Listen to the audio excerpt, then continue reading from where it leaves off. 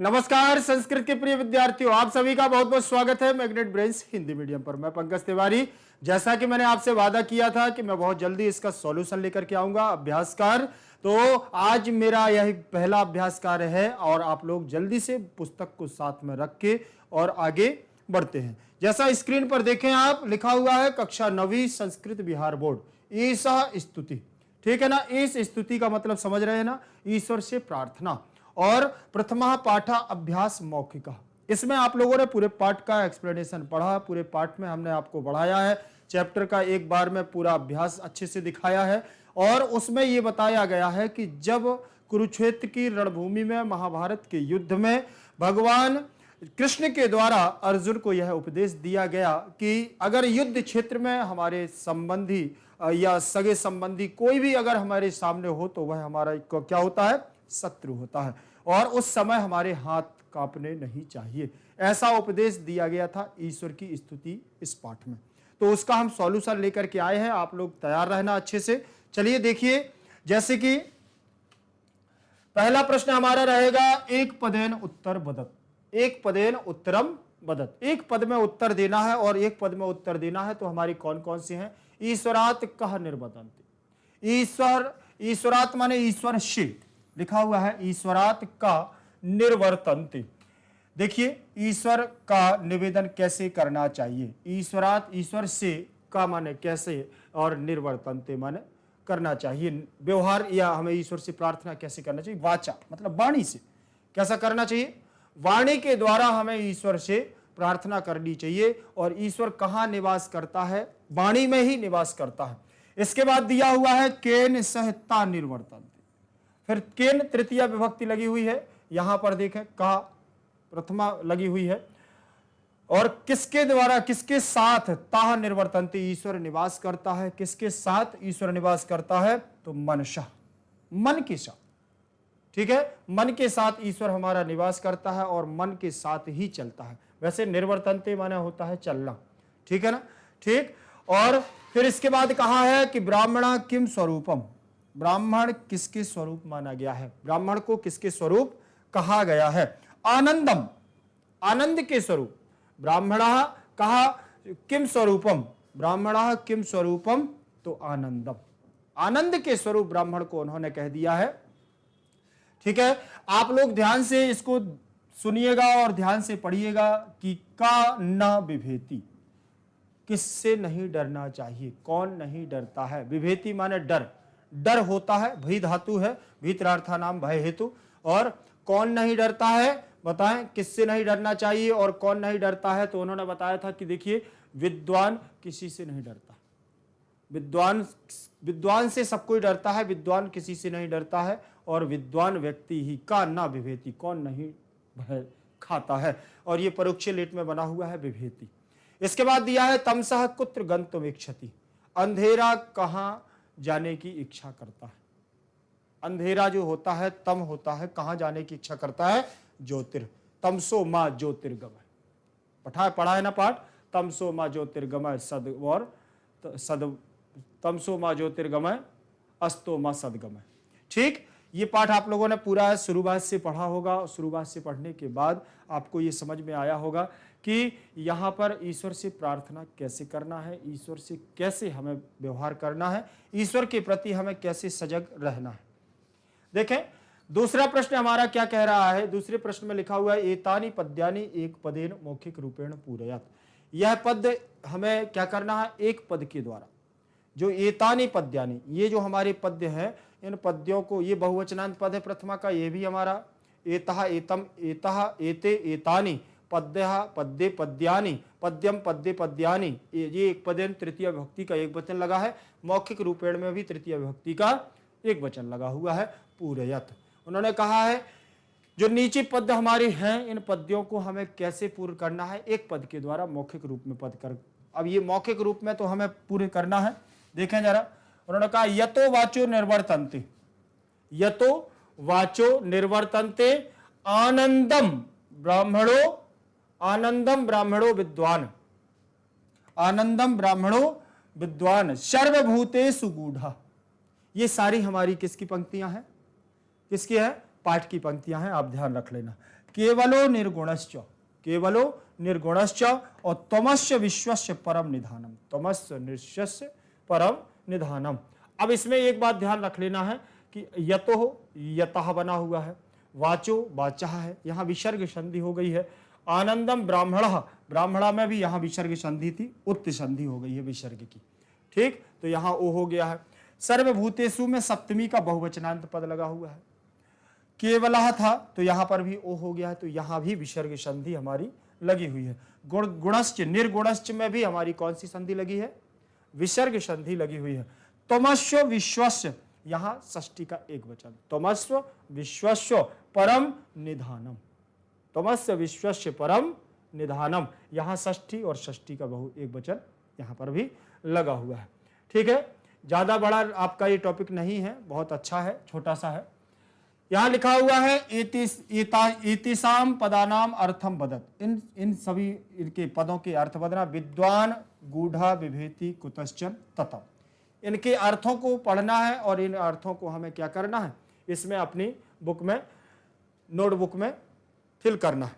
आप बुक में फिल कर सकते हैं या नोटबुक में आप लिख सकते हैं। ध्यान दें, विद्वान का मतलब होता है जानने वाला, विद ज्ञाने धातु होती है। विद्वान किससे बनता है? विद्वान बनता है हमारा जानने के अर्थ में, ज्ञान के अर्थ में। गूढ़ा माने गूढ़, रहस्य, छिपा हुआ, गूढ़ा माने गूढ़, रहस्य या छिपा हुआ। विभेति होता है डरा हुआ या डरता है, विभेति डरता है। इसके बाद लिखा हुआ है कुतश्चन, कुतश्चन होगा हमारा किसी से भी, क्या होगा कि किसी से भी। ततम, ततम माने व्याप्त या फैला हुआ, चारों तरफ विस्तीर्ण हो जाना, प्रसारित हो जाना, चारों तरफ फैलने वाला। ठीक है, आगे देखेंगे, आगे उसी के क्रम में चल रहे हैं, उसी क्रम में दिया हुआ है स्वस्मृत्या कात संस्कृत प्रार्थना श्रावयत। स्वस्मृत्या, स्व माने स्वयं के द्वारा, स्मृत माने स्मृति के, अपने द्वारा स्मृति हो, जो आपकी स्वयं की प्रार्थना हो। ठीक, तो आपको वो कह रहा है स्वयं की स्मृति से आपको एक क्या करना है, प्रार्थना सुनाना। स्वयं की स्मृति, आपकी कितनी स्मृति है, आपको क्या याद है, वो आप एक संस्कृत की प्रार्थना यहाँ पर लिख सकते हैं। ये आपके कोई पाठ से नहीं है, आप श्लोकों को भी, इस ईश्वर की श्लोकों को भी बोल सकते हैं। आप माँ भगवती के चरणों में भी नमन कर सकते हैं। कोई भी संस्कृत की प्रार्थना हो वो आप यहाँ पर कर सकते हैं। ध्यान रखना, कोई भी XYZ आपको जो भी संस्कृत की प्रार्थना आती हो वो आप फिल कर सकते हैं। जैसे मैंने यहाँ पर भी एक प्रार्थना ही रखी है, वो वास्तविकता में संस्कृत की प्रार्थना है। ठीक, तो आप उसको भी आपने उसमें नोटबुक में लिख सकते हैं और सुन करके याद भी कर सकते हैं। उसके द्वारा आप क्या कर सकते हैं, इसको आगे बढ़ा सकते हैं। जैसे यहाँ पर लिखा हुआ है, देखो, सबसे पहले संस्कृत प्रार्थना, संस्कृत की प्रार्थना देखें, यहीं से देखेंगे,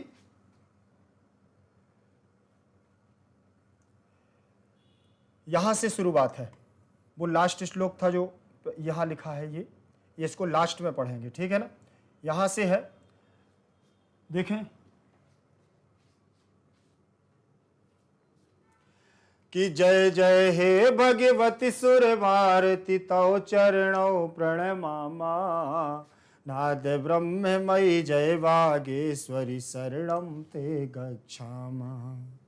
जय जय हे भगवती सुर भारती तव चरणौ प्रणमामा, नाद ब्रह्ममयी जय वागेश्वरी शरणं ते गच्छामा, शरणं ते गच्छामा।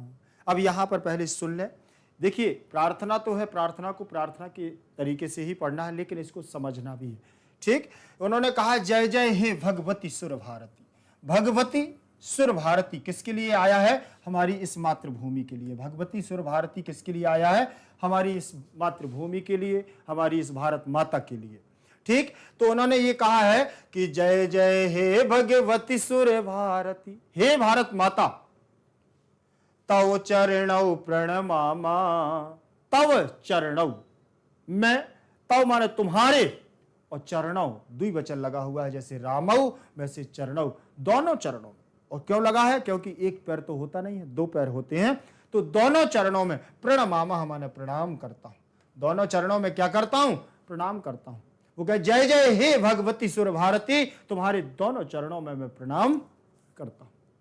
फिर इसके बाद उन्होंने कहा कि नाद ब्रह्ममयी जय वागेश्वरी, नाद ब्रह्ममयी जय वागेश्वरी। नाद शब्द आया है काहे के लिए?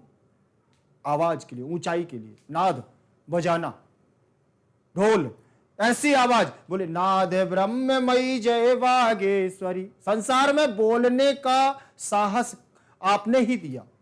इस संसार में इतना सब कुछ हो रहा है, इतना सब कुछ गरज रहा है, ये सब बागेश्वरी। हे वाक धन ईश्वरी बराबर बागेश्वरी। यहां पर हमारी देखिए कौन सी संधि हो गई है? जस्त संधि हो गई, बागेश्वरी।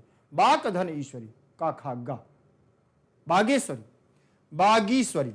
ठीक, बाग धन ईश्वरी, वागीश्वरी। तुम्हारी वाणी के द्वारा हे मां जगदम्बा, हे मां भारत भूमि, हे भातृभूमि, आपकी इस वाणी के द्वारा नाद ब्रह्म हो रहा है। पूरा संसार जगत क्या है? गूंजायमान हो रहा है। शरणम ते गच्छामा।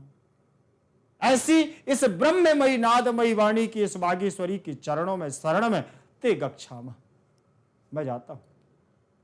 हम सब तुम्हारे चरणों में क्या कर रहे हैं? मां जा रहे हैं, तुम्हारे इस चरण में जाऊंगा। जय जय, देखिए जय जय हे भगवती सुर भारती, तव चरणों पर। भाव देखना, भाव को देखिए आप कितने आराम, उन्होंने कितना सुंदर भाव दिया है कि जय जय हे भगवती सुर भारती, तव चरणौ प्रणमामा, नाद ब्रह्ममयी जय वागेश्वरी, शरणम ते गच्छामा। इसके बाद दूसरा उन्होंने कहा है कि तुमसि शरण्या तुम त्रिभुवन धन्या, तुमसि शरण्या त्रिभुवन धन्या, सुर मुनि वंदित चरणा, नवरस मधुरा कविता मुखुरा, स्मित रुचि रुचिराभरणा। देखें, अब उन्होंने कहा है कि तुमसि शरण्या, आपकी ही एकमात्र है शरण, आपकी ही एकमात्र शरण है। जहां हम सब बालक हैं आपके और आपकी शरण में जाते हैं। त्रिभुवन धन्या, और आप इस त्रिभुवन की, त्रिलोक की